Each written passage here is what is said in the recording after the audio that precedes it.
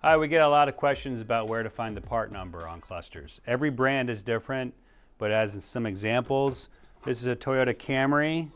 It's a white label on the back, and it will start with 83800. Toyotas will have that number. This is a Chevy truck. The part number is actually on the front of this one. This is a Honda Element. White label on the backer side, it will have 78100. All Hondas have that sequence to start. This is a Ford truck. Same thing, white sticker, it will have 10849 in the middle.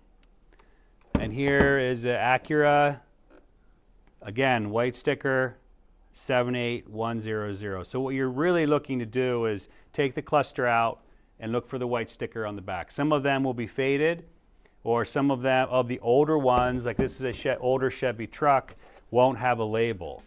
In that case, give us a call, and with your VIN number, we can figure out which one it is.